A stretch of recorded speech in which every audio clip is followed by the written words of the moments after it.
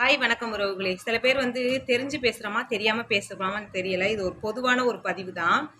வந்துட்டு நான் கஷ்டப்பட்ட காலத்தில் தான் எல்லாத்தையும் பற்றி தெரிஞ்சுக்கிட்டேன்.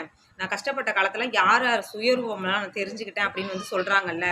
அதுக்கு முன்னக்கூட்டி ஒரு நிமிஷம் யோசிக்கணும். நம்ம என்ன செய்கிறோமோ அதுதான் நம்மளுக்கு திரும்ப கிடைக்கும். நம்ம என்ன விதைக்கிறோமோ அதை தான் அறுவடை செய்ய போகிறோம். ஆனால் வந்துட்டு அதுக்கு முன்னக்கூட்டி அவங்க ஒரு கஷ்டம் பட்டிருப்பாங்கல்ல.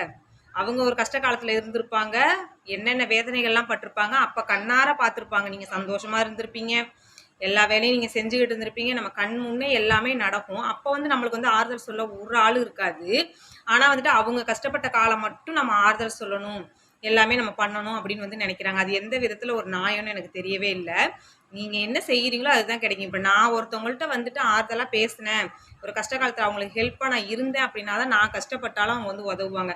நானே சும்மா தேவைக்காக ஒருத்தவங்கள்ட்ட பழகிட்டு அவங்க போனா போறாங்க அப்படின்னு சொல்லிட்டு நம்ம விட்டுட்டு இருந்தோம்னு வச்சுக்கோங்களேன், நம்ம கஷ்டப்படும் போது அப்படியே தான் அவங்களும் நடந்துக்குவாங்க. இதுல யார் மேலேயும் எந்த தப்பும் கிடையாது.